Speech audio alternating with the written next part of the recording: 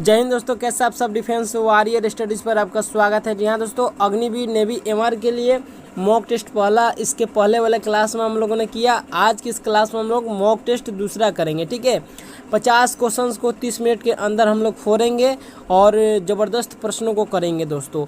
जो exam level navy MR का रहता है उससे थोड़ा सा हम लोग अप लेके चलेंगे, ताकि क्वेश्चन जैसा भी आए आपको वहाँ पे कर पाओगे। ठीक है, तो बहुत ही अच्छा प्रश्न आपको देखने को मिलेंगे। अगर आप चैनल पर नए होंगे तो चैनल को सब्सक्राइब करके बेल आइकन को प्रेस कर दीजिएगा, दोस्तों के पास शेयर कीजिएगा। ठीक है, और क्लास को लाइक करना मत भूलिएगा। ठीक है दोस्तों, तो स्टार्ट करते हैं क्लास को।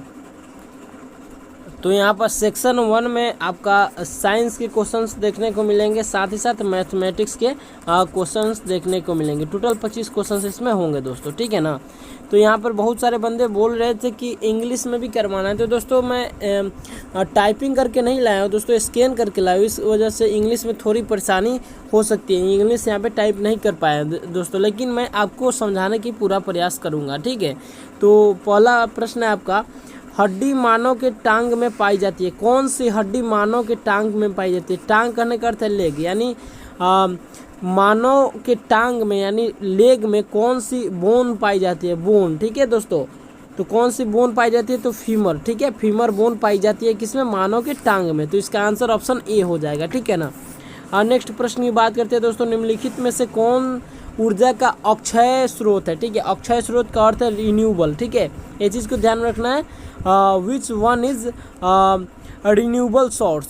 ठीक है, तो यहाँ पर रिन्यूएबल सोर्स के रूप में कौन सा, यानी जिसे पुनः प्राप्त किया जा सके। ठीक है, जिसे पुनः प्राप्त किया जा सके वो आपका रिन्यूएबल हो गया। ठीक है, तो इसका आंसर कौन सा हो जाएगा दोस्तों? तो एयर हो जाएगा, हवा इसका राइट आंसर हो जाएगा। Option C is definitely right answer this question everybody. ठीक है, नेक्स्ट प्रश्न की बात करते हैं दोस्तों, चंद्रमा पर एक व्यक्ति के भार पर क्या असर होगा? ठीक है, तो एक चीज़ आपको बता दें, इसका चंद्रमा पर एक व्यक्ति के भार पर क्या असर होगा? तो दोस्तों यहाँ पर देख सकते हैं भार में परिवर्तन होता है। ठीक है, ठीक है, लेकिन यहाँ पर आपका द्रव्यमान जो होता है, द्रव्यमान में नो चेंज। ठीक है, द्रव्यमान चेंज नहीं होता है, मास में कोई चेंज नहीं होता है। ठीक है ना दोस्तों, लेकिन वेट आपका चेंज होता है। समझ में आया जी? वेट आपका चेंज हो जाएगा लेकिन आपका मास चेंज नहीं होगा। ठीक है, तो यहाँ पर चंद्रमा पर एक व्यक्ति के भार बोल रहे हैं, यानी वेट की बात बोल रहे हैं, तो वेट पर क्या असर पड़ेगा दोस्तों? तो यहाँ पर जब हम लोग जितना ऊपर जाएंगे ना, तो उतना हमारा भार जो होगा क्या हो जाएगा आपका? चंद्रमा पर जब हम लोग जाएंगे तो उसका भार जो होगा आपका कम हो जाएगा। ठीक है ना, तो ये आपका आंसर आपका ऑप्शन बी हो जाएगा। ठीक है, option B is definitely right answer this question. अगर यदि पूछे चंद्रमा पर एक व्यक्ति के द्रव्यमान पर क्या असर पड़ेगा, बोले तो मास पर क्या इफेक्ट पड़ेगा, तो दोस्तों मास यदि पूछे तो नो चेंज होगा। ठीक है, वही रहेगा अगर मास पूछे तब। ठीक है, ये चीज़ को कंसेप्ट को ध्यान रखना है। ग्रेविटेशन का बहुत ही अच्छा कंसेप्ट है, आपके पेपर में छप सकते हैं। ठीक है, नेक्स्ट है आपका डैश विद्युत का सुचालक है। ठीक है, तो विद्युत का सुचालक, ठीक है, कंडक्टिविटी आपका मतलब कंडक्टर कौन सा है? तो विद्युत का सुचालक कौन सा है दोस्तों, बता दीजिए। तो इसका आंसर कौन सा हो जाएगा दोस्तों?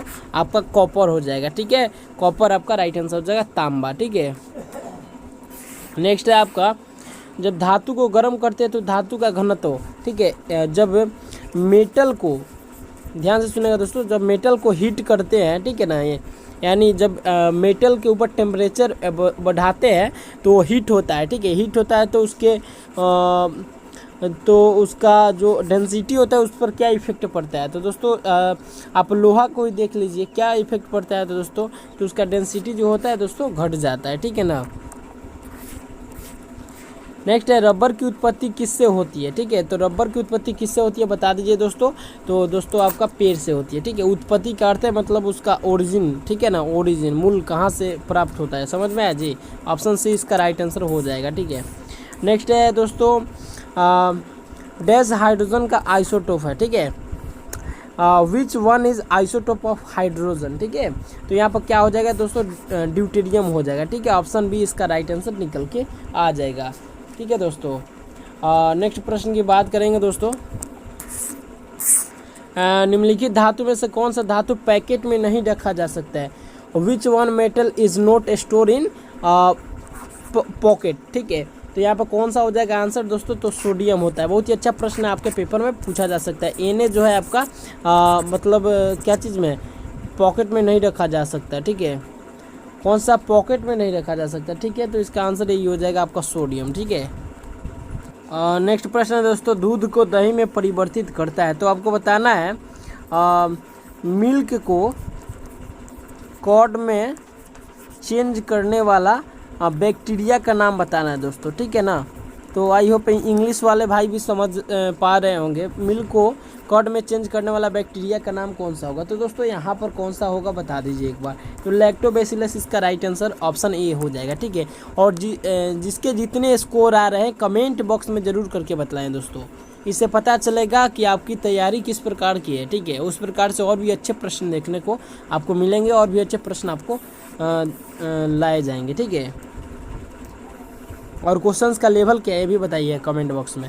छोटी चेचक के कारण क्या है, ठीक है। छोटी चेचक दोस्तों एक बीमारी की तरह होती है, चकता चकता हो जाता है हमारे शरीर पर, आपका उसके अंदर पस भरा होता है, पानी की तरह भरा होता है, ठीक है, जिसे हम लोग छोटी चेचक या छोटी माता के नाम से जानते हैं, ठीक है ना। चिकन पॉक्स के रूप में हम लोग बोलते हैं इसे, ठीक है ना।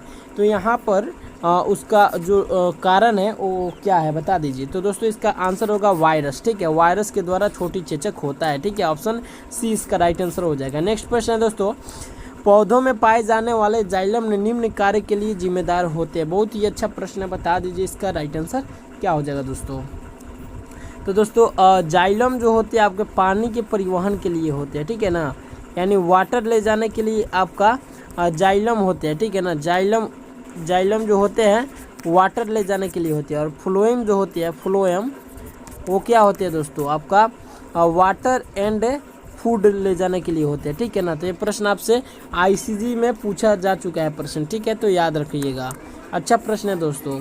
नेक्स्ट प्रश्न की बात करते हैं दोस्तों, कौन सी धातु विद्युत चुंबक बनाने में उपयुक्त है, ठीक है। Which one metal is used in electric magnet, ठीक है। तो यहाँ पर कौन सी धातु विद्युत चुंबक बनाने के में उपयुक्त होती है, तो इसका आंसर बता दीजिए दोस्तों। इसका आंसर क्या हो जाएगा, तो दोस्तों आपका कच्चा लोहा हो जाएगा, ठीक है, कच्चा लोहा इसका राइट आंसर होगा, ऑप्शन ए इसका राइट आंसर होगा। सूर्य ग्रहण कब होता है, ठीक है, सोलर की क्रिया कब होती है दोस्तों, सोलर, ठीक है। तो यहाँ पर बता दीजिए आंसर क्या हो जाएगा दोस्तों। तो जब चंद्रमा सूर्य और पृथ्वी के बीच से गुजरे, जब चंद्रमा सूर्य और पृथ्वी के बीच से गुजरे, ठीक है, समझ पा रहे हैं दोस्तों। जब जो चंद्रमा होता है, जो मून होता है, वो सन और अर्थ के बीच में से गुजरे, तो याद रखना है SME, ठीक है, SME से याद रखना है, जो मून है वो सन और अर्थ के बीच से गुजरे, तो यहाँ पर आपको सूर्य ग्रहण देखने को मिलता है, ऑप्शन सी इसका राइट आंसर हो जाएगा दोस्तों, ठीक है। नेक्स्ट प्रश्न की बात करते हैं, बहुत अच्छा। और यहाँ से मैथमेटिक्स के क्वेश्चन से स्टार्ट होते हुए, तो यहाँ से किस प्रकार से सॉल्व करना है, ठीक है। तो x की पावर 3 है, x की पावर 3 है और x की पावर 6 है, ठीक है। तो आप आसानी से कर सकते हैं दोस्तों। यहाँ पर आप x की पावर 3, तो x की पावर 3 और 3 प्लस जुड़ के क्या हो जाएगा आपका 6 हो जाएगा, ठीक है। एक फॉर्मूला होता है a की पावर m इंटू a की पावर n का क्या हो जाता है, तो a की पावर m इंटू n, ठीक है। तो यहाँ पर आपका दोनों पावर को ऐड कर देंगे तो 6 हो जाएगा, नीचे भी आपका 6 हो जाएगा, तो कैंसिल आउट करेंगे तो 1 इसका आंसर निकल के आएगा, ऑप्शन ए इसका राइट आंसर हो जाएगा दोस्तों, ठीक है। नेक्स्ट प्रश्न की बात करते हैं दोस्तों, if 3x plus 17 is equal to 32 then what is the value of x, ठीक है। तो इजीली आप फाइंड आउट कर सकते हैं, इतने आसान प्रश्न पूछे जाते हैं, आप एक्सपेक्ट भी नहीं कर सकते दोस्तों, ठीक है। तो यहाँ पर 3x का वैल्यू क्या हो जाएगा दोस्तों, यहाँ पर 15 हो जाएगा, तो x का वैल्यू निकल के आएगा 3 5 का 15, ठीक है। तो यहाँ पर x का वैल्यू जो निकल के आएगा 5 हो जाएगा, ठीक है। तो आंसर होगा आपका ऑप्शन ए, ठीक है। नेक्स्ट प्रश्न की बात करते हैं दोस्तों, 24 मीटर लंबा और 16 मीटर चौड़ा एक आयताकार लॉन के चारों ओर 2 मीटर चौड़ा पदपथ बना हुआ है, तो पदपथ का क्षेत्रफल क्या होगा, ठीक है। 24 मीटर लंबा और 16 मीटर चौड़ा, ठीक है। मान लीजिए कोई भी मान लीजिए 24 मीटर लंबा और 16 मीटर चौड़ा आयताकार लॉन के चारों ओर 2 मीटर चौड़ा चारों ओर 2 मीटर चौड़ा लॉन के चारों ओर 2 मीटर चौड़ा पथ बना हुआ है। तो अंदर बना हुआ है या बाहर बना हुआ है, ये चीज़ ध्यान रखना है। यहाँ पे बाहर ही बना है, ठीक है। जब कोई चीज़ ना बताए तो बाहर ही रास्ता बना सकते हैं हम लोग। तो ये क्या है, इसका तक 2 मीटर है, मतलब इसका वो क्या बोल सकते हैं हम लोग, इसका परिमिति, ठीक है। तो 2 मीटर है ना। तो यहाँ पे पथ का क्षेत्रफल ज्ञात करना है। तो देख लीजिए इसका लंबाई कितना है दोस्तों, तो 24 मीटर है और चौड़ाई कितना है आपका 16 मीटर है, ठीक है। तो यहाँ पर आयत का क्षेत्रफल L इंटू बी निकाल देंगे, एरिया ऑफ रेक्टेंगल, ठीक है। L इंटू बी करेंगे तो 24 इंटू 16 करेंगे, ठीक है। तो यहाँ पर आएगा आपका 384 मीटर स्क्वायर, ठीक है ना। तो यहाँ पर टोटल का हो गया आपका आयत का क्षेत्रफल हो गया। अब इतना दूर का रंगा हुआ भाग का, ठीक है। अब इसके बाहर का जो रास्ता है उसका निकालेंगे, ठीक है। तो 2 मीटर ऐड करके उसमें गुना कर सकते हैं, ठीक है। तो आयताकार 24 है, तो यहाँ पर 26 से गुना कर देंगे, 16 2 18 से, सॉरी चौड़ाई कितना था जी, यहाँ पर कुछ गड़बड़ हो रहा है, सॉरी। आयत की लंबाई और प्लस में 2 गुने रास्ते की चौड़ाई कर देंगे, ठीक है। यानी 2 साइड है ना जी, रास्ता एक ही साइड थोड़ी है, 2 साइड है, तो 2 से गुना करेंगे। तो इस प्रकार से क्या कर देंगे हम लोग, तो आयत का लंबाई को और 2 गुने रास्ते का चौड़ाई को कर देंगे। तो रास्ते का चौड़ाई 2 है, तो लंबाई कितना था जी, और उसी प्रकार ब्रीथ का भी कर देंगे, यानी आपका क्या चीज़ का, चौड़ाई का, ठीक है। तो ये भी आपका इस प्रकार से हो जाएगा, ठीक है। मतलब 2 साइड है ना, तो 2 से गुना कर दिए, यानी एक लंबाई में और एक चौड़ाई में, ठीक है। तो रास्ता का आपका क्या निकल जाएगा, क्षेत्रफल निकल जाएगा, ठीक है। किस प्रकार से देख लीजिए पहले। तो इसको लंबाई था आपका 24 4 28 हो गया, और यहाँ पर आपका 16 और 4 20 हो गया, ठीक है। 16 4 20 हो गया, तो इसका लंबाई और चौड़ाई निकल गया, 28 हो गया, और चौड़ाई इसका 20 हो गया। तो 28 में 20 से गुना करेंगे तो 560 मीटर स्क्वायर आएगा, ठीक है। समझ पा रहे हैं। तो 560 बाहर का है, समझिए 560 रास्ता को लेकर है, 560 मीटर स्क्वायर रास्ता को लेकर उसका क्षेत्रफल है, एरिया है, ठीक है। और 384 मीटर स्क्वायर सिर्फ रास्ता को छोड़ के है, ठीक है ना। तो यहाँ पर माइनस करेंगे दोनों को, तो आंसर जो निकल के आएगा 176 मीटर स्क्वायर। आपका ऑप्शन हो जाएगा ऑप्शन सी, ठीक है। तो आंसर होगा option C is definitely right answer, ठीक है। नेक्स्ट प्रश्न की बात करते हैं। नेक्स्ट प्रश्न क्या होगा, 4 10 16 22, ठीक है। इसे आप एपी से भी कर सकते हैं, लेकिन लंबा हो जाए, उससे अच्छा आप रीजनिंग तरीके से कर सकते हैं। तो 4 के बाद 10 आया, डिफरेंस कितने का है, प्लस का 6, ठीक है। उसके बाद फिर प्लस का 6, फिर प्लस का 6, तो फिर प्लस का 6 आएगा 28। इसका राइट आंसर निकल के आ जाएगा ऑप्शन बी, ठीक है। नेक्स्ट प्रश्न की बात करते हैं दोस्तों। नेक्स्ट प्रश्न है, महत्तम समावर्तक मालूम करो, ठीक है। इतना इजी प्रश्न आता है, इसका HCF फाइंड आउट करना है, ठीक है ना। तो आप ऑप्शन से डायरेक्ट लगा सकते हैं, 81 और 117। तो ये दोनों किसके टेबल में आता है, 3 के टेबल में आता है, लेकिन महत्तम समावर्तक सबसे छोटा नहीं हो सकता, ठीक है। 9 के टेबल में आता है, 9 9 81 और 13 9 117, ठीक है। तो यहाँ पर 13 और 9 में से कौन सा होगा, तो महत्तम समावर्तक यानी मैक्सिमम होगा आपका, ऑप्शन बी इसका राइट आंसर निकल के, सॉरी 13 से तो 81 नहीं कटेगा, सॉरी ऑप्शन सी इसका राइट आंसर हो जाएगा, ठीक है। नेक्स्ट प्रश्न की बात करते हैं। नेक्स्ट प्रश्न है, बहुत ही अच्छा प्रश्न यहाँ पे देखने को मिल रहा है दोस्तों। ए रेशियो बी का वैल्यू कितना दिया, 3:4, और बी रेशियो सी का वैल्यू दिया है आपका 6:5। तो ये इसका क्या निकालना है, वैल्यू निकालना है, ठीक है ना। तो निकाल लेते हैं हम लोग। देखिए इस प्रकार के प्रश्नों को किस प्रकार से करेंगे, तो 3:4 रख दीजिए, और यहाँ पर 6:5 रख दीजिए। ये ए हुआ, बी हुआ, सी हुआ, ठीक है। तो बी सी के लिए और ए बी के लिए हो गया।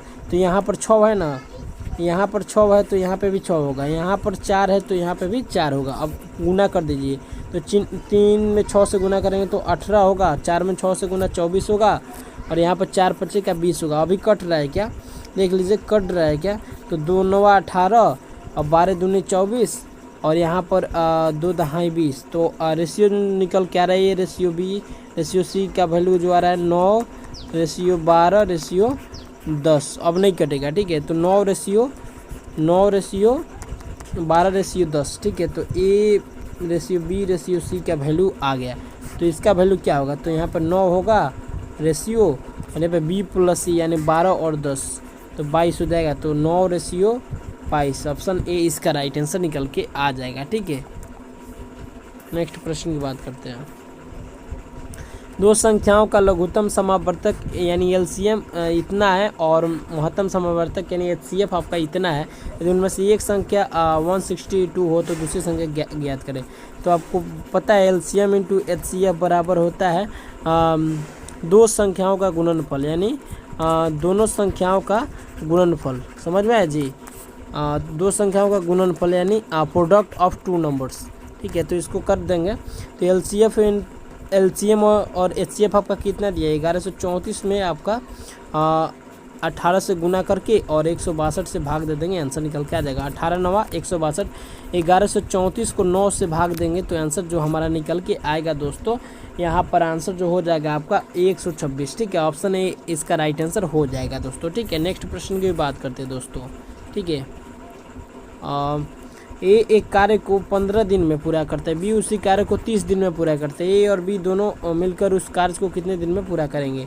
तो ए वर्क, देखिए ए कोई कार्य, ठीक है, ए जो है वो किसी कार्य को 15 दिन में करता है, यानी 15 दिन लगता है उस काम को करने में। ठीक है, बी को कितना लगता है दोस्तों, 30 दिन। ठीक है, आप ये चीज़ मत देखिए, ठीक है, ऊपर का लैंग्वेज मत देखिए, आप इंग्लिश में बोल रहे हैं तो इंग्लिश में यहाँ पर समझिए। ठीक है, ए कोई वर्क कितना दिन में करता है आपका 15 दिन में और ए 30 दिन में करता है बी। ठीक है, और ए और बी दोनों मिलकर जब भी बोले कि बोथ ए प्लस बी का वैल्यू फाइंड करना, ठीक है, यानी दोनों एक साथ जब करेंगे तब। ठीक है, तो ये दोनों का एलसीएम ले लेंगे तो 30 वर्क हो जाएगा और यहाँ पे 15 दूना 30 और यहाँ पर 30 एका 30। ठीक है, तो यहाँ पर हुआ कितना, दोनों मिलकर यदि करते हैं तो इसका एफिशिएंसी है 2, इसका एफिशिएंसी है 1, तो दोनों का एफिशिएंसी को जोड़ देंगे 3 हो जाएगा और वर्क कितना है 30, तो 30/3 कर देंगे, 10 दिन में दोनों मिलकर किसी कार्य को कर देंगे। ऑप्शन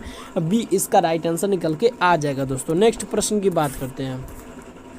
निम्नलिखित भिन्न का शुद्धतम अंकीय मान चुनो। ठीक है, बहुत ही अच्छा प्रश्न है। 2/3 यानी 2/3 का वैल्यू फाइंड आउट करना है। इतना इजी प्रश्न है, कैसे फाइंड करना है बता दीजिए एक बार। ठीक है, तो आप इजीली फाइंड आउट कर सकते हैं इसको, आप भाग दे के कर सकते हैं। ठीक है, लेकिन इसका डायरेक्टली आप याद रख सकते हैं। इसका जो आंसर होगा 0.66666 आप डिवाइड करेंगे तो 6 रिपीटेड होगा, तो इसके लिए हम लोग एक 6 को रखेंगे। ठीक है, एक 6 को रखेंगे दोस्तों, तो 6 के ऊपर एक रिंग लगा देंगे। ठीक है, ऑप्शन है इसका राइट आंसर निकल के आ जाएगा दोस्तों। ठीक है, नेक्स्ट प्रश्न की बात करते हैं दोस्तों।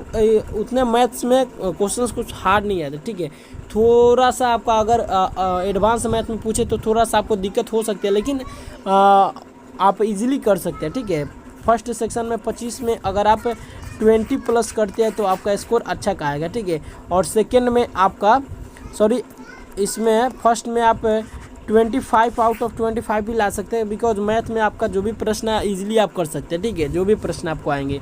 और दोस्तों बात करें जीके की, तो जीके में सबको सब चीज़ याद नहीं रहता, इसलिए आप उसमें 20 मानो। ठीक है, तो 25 और 20 यानी अगर 45 आप स्कोर करती है तो नेवी एमआर में आपका सिलेक्शन 100% हो जाएगा दोस्तों।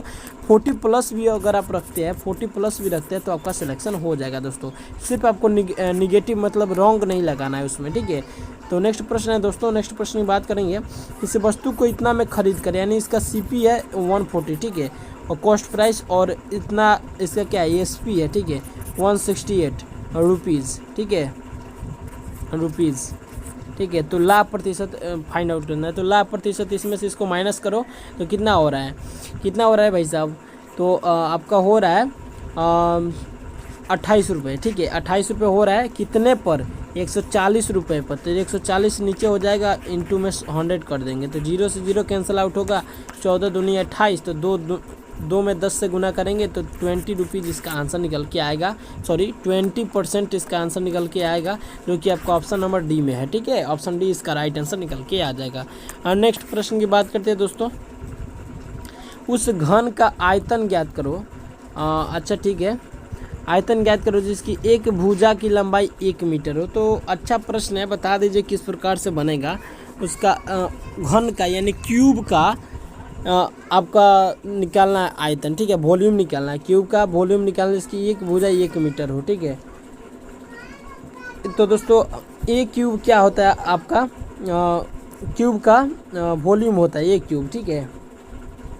1 मीटर क्यूब हम लोग कर देंगे, तो 1 मीटर क्यूब को हम लोग क्या लिख सकते हैं, 1 मीटर में 100 सेंटीमीटर होता है, तो हम लोग क्या कर सकते हैं, 10 के पावर 6 सेंटीमीटर क्यूब कर सकते हैं दोस्तों।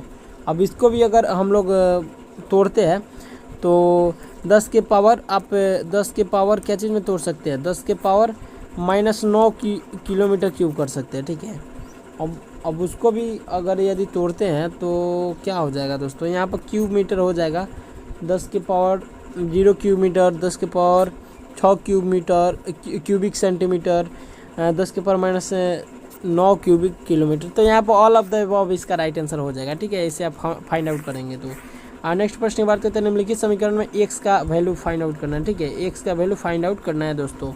तो एक्स का वैल्यू फाइंड आउट कैसे करेंगे, तो इसको हम लोग कर सकते हैं, थोड़ा सा टाइम लगेगा लेकिन हम लोग कर लेंगे इजीली, ठीक है। यहाँ पर एक्स स्क्वायर, इसको 9 7 63, तो 9x माइनस का 7x प्लस का 63, इसको जब तोड़ेंगे तो इसका आंसर जो निकल के है x -9 और x -7, ठीक है। तो दोनों को 0 के बराबर करेंगे तो x का वैल्यू 2 आएगा, एक 9 आएगा और एक 7 आएगा, जो कि आपका ऑप्शन नंबर में कौन से है, ऑप्शन डी इसका राइट आंसर हो जाएगा, ठीक है। थोड़ा सा हम लोग सेक्शन 1 में टाइम लगा, सेक्शन 2 की बात करते हैं, जल्दी जल्दी करेंगे, ठीक है। सेक्शन 2 की बारी आई दोस्तों, और सेक्शन 2 को हम लोग करेंगे, ऑस्कर पुरस्कार किस क्षेत्र में किस फील्ड में योगदान के लिए दिए जाते हैं, तो ऑस्कर पुरस्कार, ठीक है। ऑस्कर अवार्ड किस में दिया जाता है बता दीजिए, इसका आंसर क्या हो जाएगा। तो दोस्तों इसका जो आंसर हो जाएगा आपका ऑप्शन ए, सिनेमा में दिया जाता है ऑस्कर अवार्ड, ठीक है, ऑस्कर अवार्ड। नेक्स्ट प्रश्न है दोस्तों, भारत की प्रथम पूर्णकालिक महिला वित्त मंत्री यानी फाइनेंशियल जो मिनिस्टर है कौन, मतलब पूर्णकालिक बोल रहा है और महिला में वोमेन में बोल रहा है, फाइनेंशियल मिनिस्ट्रियल, ठीक है, उसमें कौन सा है, तो बता दीजिए इसका आंसर कौन सा हो जाएगा। तो दोस्तों निर्मला सीतारमण, ऑप्शन डी इसका राइट आंसर निकल के आ जाएगा। नेक्स्ट प्रश्न की बात करते हैं दोस्तों, खिलाड़ी जीव मिल्खा सिंह का संबंध किस खेल से है, तो अभी उनका देहांत हुआ पिछले साल, ठीक है, तो उनका संबंध किस खेल से है, ठीक है। तो जीव मिल्खा सिंह दोस्तों एक बहुत अच्छे दोस्तों, यहाँ पर कुछ गड़बड़ है क्या, मिल्खा सिंह नहीं, सॉरी, वो मिल्खा सिंह नहीं है, जीव मिल्खा सिंह दूसरा है, ठीक है ना। तो यहाँ पर इसका आंसर जो होगा आपका गोल्फ से संबंधित है, जीव मिल्खा सिंह नहीं, वो तो धावक थे, ठीक है। नेक्स्ट है आपका, किस भाषा केरल प्रदेश में बोली जाती है, यानी केरला में कौन सा लैंग्वेज यूज होता है, कौन सा लैंग्वेज बोला जाता है, तो मलयालम इसका राइट आंसर निकल के आ जाएगा दोस्तों। भारत में किस राज्य की उच्चतम साक्षरता दर यानी बोलने का अर्थ है लिटरेसी रेट किस स्टेट की सर्वाधिक है, ठीक है, यानी मैक्सिमम है, तो दोस्तों केरल की है, लगभग 94% के आसपास, ठीक है। नेक्स्ट प्रश्न की बात करते हैं दोस्तों, भारतीय सशस्त्र सेनाओं के सर्वोच्च कमांडर आपका एयरफोर्स में आपका पिछले साल आया हुआ प्रश्न है दोस्तों, भारतीय सशस्त्र सेनाओं के सर्वोच्च कमांडर कौन है, तो इसका आंसर जो निकल के आएगा दोस्तों आपका इंडिया के राष्ट्रपति, ठीक है, यानी आर्मी, एयरफोर्स और नेवी तीनों के मेन कौन है, तो आपका राष्ट्रपति, ठीक है। अंतरिक्ष में जाने वाले प्रथम भारतीय का नाम बताएं, बहुत ही अच्छा प्रश्न है, बता दीजिए इसका आंसर, तो राकेश शर्मा इसका राइट आंसर हो जाएगा दोस्तों। अमरकंटक से किस नदी का उद्गम होता है, ठीक है, अमरकंटक नदी से अमरकंटक जो है वहाँ से किस नदी का मतलब ओरिजिन है, ठीक है, ये चीज़ बता दीजिए। तो इसका आंसर क्या हो जाएगा, नर्मदा, ऑप्शन डी इसका राइट आंसर निकल के आ जाएगा दोस्तों। नेक्स्ट प्रश्न की बात करते हैं, भारत और चीन को कौन सी रेखा विभाजित करती है, तो बता दीजिए दोस्तों इसका राइट आंसर हो जाएगा McMahon line, option A is definitely right answer. और चीन लाइन बता दीजिए, चीन लाइन तो देखा ही नहीं दोस्तों। यहाँ पर रेड क्लिफ लाइन के बारे में बात करें तो रेड क्लिफ लाइन भारत और पाकिस्तान को अलग करती है, डुरान रेखा पाकिस्तान और अफगानिस्तान को अलग करती है, और 17वीं समांतर रेखा यानी 17 पैरेलल लाइन किसको अलग करती है, ये चीज़ आपको बताइए कमेंट बॉक्स में, ठीक है ना। नेक्स्ट प्रश्न की बात करते हैं, भारत में लौह पुरुष के नाम से किसे जाना जाता है, तो लौह पुरुष यानी आयरन क्या बोल सकते हैं इसे, आयरन मैन किसे कहा जाता है? तो दोस्तों आयरन मैन से हम लोग किन को जानते हैं? तो बता दीजिए दोस्तों, वल्लभ भाई पटेल, सरदार वल्लभ भाई पटेल। ऑप्शन डी इसका राइट आंसर हो जाएगा। ठीक है, नेक्स्ट प्रश्न की बात करते हैं, विक्टोरिया मेमोरियल कहाँ पर स्थित है? तो दोस्तों आपका आंसर हो जाएगा Kolkata. Option C is definitely right answer. ठीक है, नेक्स्ट प्रश्न की बात करते हैं, भारत में चाय का सबसे बड़ा उत्पादक राज्य कौन सा है? तो दोस्तों बता दीजिए, ऑप्शन सी असम इसका राइट आंसर हो जाएगा दोस्तों। नेक्स्ट प्रश्न है दोस्तों, आर्यों ने भारत में जिस इलाके में कब्जा किया था उसको क्या कहते थे? तो इसका आंसर हो जाएगा दोस्तों सप्त सिंधु। ऑप्शन ए इसका राइट आंसर हो जाएगा दोस्तों। 30 मिनट में क्वेश्चंस को करना है, इसलिए दोस्तों हम लोग क्या कर रहे हैं, इसलिए दोस्तों हम लोग जल्दी कर रहे हैं। ठीक है ना, प्रश्नों को। ठीक है, तो नेक्स्ट प्रश्न है, लोकसभा का नेता कौन होता है? तो लोकसभा की बात करें तो प्रधानमंत्री होता है, प्राइम मिनिस्टर होता है। ऑप्शन सी उसका हो जाएगा। मनुष्य द्वारा अपनाई गई पहली धातु कौन सी थी? तो दोस्तों तांबा थी। ठीक है, ऑप्शन बी इसका राइट आंसर हो जाएगा दोस्तों। कौन सा हो जाएगा? Option B. ठीक है, निम्नलिखित में से भगवान बुद्ध की मृत्यु से संबंधित है। भगवान बुद्ध की मृत्यु कुशीनगर में हुई थी दोस्तों। महा PDF आप अगर चाहते हैं नेवी MR के लिए तो आपको मिल जाएगा दोस्तों, आपका GS का महा PDF, और मात्र 21 रुपये प्राइस है दोस्तों। और GK में वहाँ से मोस्ट प्रोबेबली बहुत सारे क्वेश्चन एजिटिस फंस जाएंगे आपके पेपर में। ठीक है, तो नेक्स्ट प्रश्न की बात करते हैं, लखनऊ में कौन सी नदी के किनारे पर स्थित है? ठीक है, लखनऊ कौन सी नदी के किनारे पर स्थित है? तो बता दीजिए, इसका आंसर हो जाएगा गोमती नदी। ऑप्शन है इसका राइट आंसर हो जाएगा दोस्तों। नेक्स्ट प्रश्न की बात करते हैं, चीन की मुद्रा क्या है? ठीक है, बहुत ही अच्छा क्वेश्चन है। चीन की मुद्रा यानी रुपीज़ बोल रहा है। चाइना का जो रुपीज़ है कौन सा है दोस्तों? सॉरी, क्या बोल सकते हैं, करेंसी बोल रहा है इसमें। तो इसका आंसर क्या हो जाएगा दोस्तों? चीन का कौन सा है? इसमें तो दिख ही नहीं रहा है दोस्तों, कमेंट बॉक्स में करके बतलाइए। रुपया तो इंडिया का होता है, लेक नहीं होगा, ये नहीं होगा। ठीक है, यहाँ पर बताइए आप। ऑप्शन डी इसका राइट आंसर हो जाएगा। निम्नलिखित में से कौन सा जानवर है जो सबसे पहले अंतरिक्ष में भेजा गया था? तो दोस्तों आपके जानकारी के लिए बता दें दोस्तों, कुत्ता को भेजा गया था। ऑप्शन ए इसका राइट आंसर हो जाएगा दोस्तों। रिक्टर स्केल से क्या मापा जाता है? बहुत ही अच्छा प्रश्न है दोस्तों। इसका राइट आंसर हो जाएगा आपका भूकंप। आपका मोस्ट प्रोबेबली बहुत मोस्ट इंपॉर्टेंट प्रश्न आपके पेपर में सीधे छप सकते हैं दोस्तों, बहुत बार पूछा जा चुका है। नेक्स्ट प्रश्न है दोस्तों, दक्षिण गंगा भारत की कौन सी नदी को दक्षिण भारत की गंगा, बूढ़ी गंगा नहीं दोस्तों, दक्षिण भारत की गंगा किसे कहा जाता है? तो आपके जानकारी के लिए बताया दोस्तों, कावेरी नदी को। ठीक है, भारत का सर्वोच्च सिविलियन पुरस्कार है, तो सिविलियन पुरस्कार के रूप में भारत रत्न होता है दोस्तों, भारत रत्न होता है। ठीक है, निम्न में से कौन सा अंतरिक्ष यान सबसे पहले अंतरिक्ष में गया? तो आपके जानकारी के लिए बताया दोस्तों, कोलंबिया गया था। ऑप्शन है इसका राइट आंसर निकल के आ जाएगा दोस्तों। मधुमलाई पुण्य कहाँ पर स्थित है? तो एक प्लेस का नाम पूछा है, कहाँ पर स्थित है? तो मधुमलाई जहाँ भी मलाई आए दोस्तों, मलाई जहाँ पे भी आए आपका तमिलनाडु लगा देना है। मैक्सिमम मलाई आपका तमिलनाडु में ही होता है, तो आपका आंसर होगा आपका ऑप्शन सी। ठीक है, नेक्स्ट प्रश्न है और अंतिम प्रश्न है, और लगा लीजिए मोस्ट इंपोर्टेंट प्रश्न है दोस्तों, आपके पेपर में सीधे सीधे छप सकते हैं। डूरंड कप किस खेल से संबंधित है? Durand cup is related to which games? ठीक है, किस खेल से संबंधित है? ठीक है, मतलब आप मोटा तौर पर समझिए, डूरंड कप किससे संबंधित है बता दीजिए। ठीक है, तो इसका आंसर जो हो जाएगा दोस्तों आपका फुटबॉल से डूरंड कप स्थित है। ठीक है, तो यहाँ पर देख सकते हैं आप, लगभग दोस्तों यहाँ पर देख सकते हैं आप 28 मिनट 31 सेकेंड हुए हैं और हमारा मॉक टेस्ट समाप्त हो चुका है। तो दोस्तों 30 मिनट के अंदर हम लोग ने 50 प्रश्नों को किया। ठीक है, और आपके स्कोर कितने हुए कमेंट बॉक्स में ज़रूर करके बतलाइएगा। और अगर चैनल पर नए होंगे तो चैनल को सब्सक्राइब करके जाइएगा दोस्तों, आगे भी आपको मॉक देखने को मिलेंगे, ज़बरदस्त लेवल के मॉक देखने को मिलेंगे। ठीक है, तो मिलते हैं नेक्स्ट क्लास में अच्छे और मॉक के साथ। तब तक के लिए दीजिए इजाज़त। जय हिंद, जय भारत।